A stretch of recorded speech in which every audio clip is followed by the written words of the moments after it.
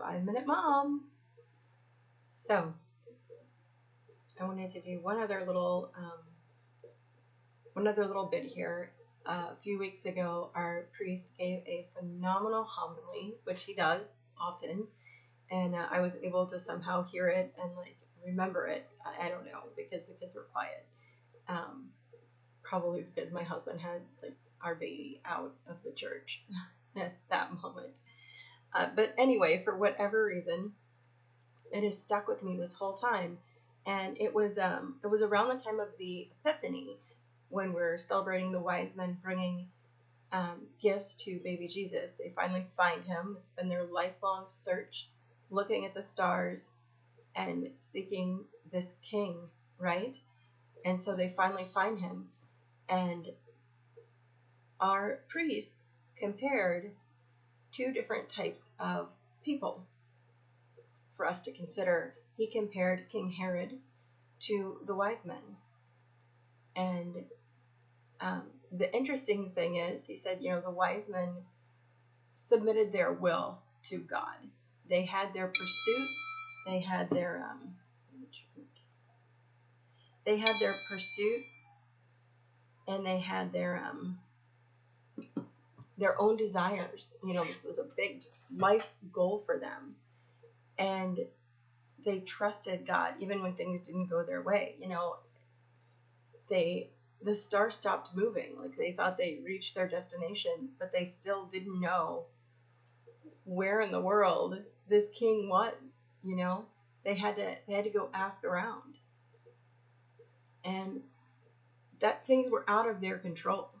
I'm sure often on their journey, as they're going from place to place and following the stars, it wasn't like smooth sailing, and so when things were out of their control, they didn't just give up and go home. They asked God to show them, and they continued to look for an answer. In humility, they realized that this wasn't their journey. It was something God was, bringing to them. So I said, for us, when things happen that are out of our control, do we seek God's will first and our will second, the way that we thought it would go? Are we humble? Do we love God in a humble way? And of course, in my mind, the opposite of humility is pride, but that's not what our priest said, interestingly enough. And it struck home a little harder for me, because he said, now you take Herod, who had to have everything under his own control. Power and control is what drove him. So when things didn't go his way, or even when he perceived that things might not go his way, he overreacted and squashed it down, and had to make sure things would always go according to his own plan, right? To the point where, we know the story of Herod and the slaughter of the innocent babies. When Herod found out there was a new king, supposedly, at that time you could have said it was a conspiracy theory, right? That there was a conspiracy theory that somebody was after his throne and that it was a baby. And his reaction was over the top, right? He had to have that control and power. That was his God. So when things didn't go his way, he doubled, tripled down on that control and power at any cost.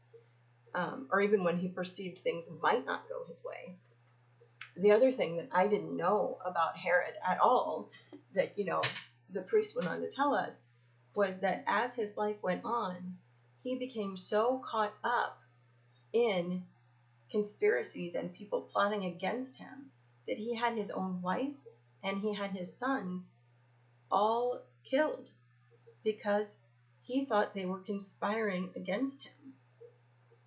He got so consumed with having things go his way and having his power and control that he was any hint of it. And even to the point where when he died and he was buried, he had 1,000 of his servants and people that worked for him killed on the day he was buried, because he was worried no one would mourn for him. He was worried that the people hated him. Yeah, they probably did. He was worried they would have a big party when he was in the ground. So he had 1,000 people that worked under him killed to make sure that all of their families would be mourning the day that he was buried. So this is where it goes. I hope none of you are there and that you don't even know people that are at that level of control and, that illusion that they can have everything their way all the time. But the point Father was making was, how do I react when things don't go my way? How do I react when my control is taken? My idea for my life, my idea for my day, my idea for the next 2 hours. How do I react when somebody takes that away? Do I say, okay, I'm going to be humble. I'm going to seek God's will in this, in the middle of chaos, in the middle of whatever's happening that you don't like, that's not in your control? Am I going to look for God's will? Or am I going to double down on asserting my own control and my own will? And you decide. And the way he said it was, are we going to have a hissy fit? Do we have a big temper tantrum? Do we try and assert whatever we can over those around us to try and force our will? Or do we look humbly, patiently, persevering in God's will first? So, because the one way leads to madness, drive ourselves and everyone around us crazy. So anyway, that's it. I thought it was really interesting as a mom of 5 and just a human being living in 2020 and now 2021. There are multiple opportunities for me to practice this. So when I fail and have a hissy fit and try and double down control in my own family or in the world around me, I have other opportunities to ask for forgiveness from those that I have tried to squash under my thumb and get them by physical, or emotional manipulation to do my will. Some people call it virtue signaling, which happens all the time. It's not just about certain areas. Virtue signaling happens all the time. So think about it. You could probably think of a way that in the past week or even yesterday that you virtue signaled something to your spouse or your kids. It's not hard to find it. We're human. We fail. So let this not be a judgment on anyone. I just felt like I was really motivated to look at my life from this homily and think, how many times a day do I have a little hissy fit because something interrupts my schedule, something interrupts class, teaching when I'm trying to teach my kids. Lunch doesn't go as planned. I'm burning dinner because people need me and I can't put off whatever chaos is happening. And the lesson to be learned is seek God's will in all things. So if I can quickly put my own will aside and my own schedule aside and take half a second to pray and say, God, what is your will in this moment? Right? And so it's just a habit that takes practice. And that's what we're here on earth to do, is practice these things. So anyway, that's it. God bless you. Good measure, packed down and flowing over. I hope you're having a wonderful day. And hang in there. Hold the line. We are all in this together, and we're all on the same team. So let's continue to fight the good fight and pray for one another. Also, people have said they're not getting my videos. It doesn't come up, on their phone when I post. You have to subscribe. YouTube is not going to recommend my video. They make no money off of me. I'm a very small account. I mean, yeah, if I were a big account, I'd be monetize me. I love to make money from this. That's not why I'm doing it, so I really don't care.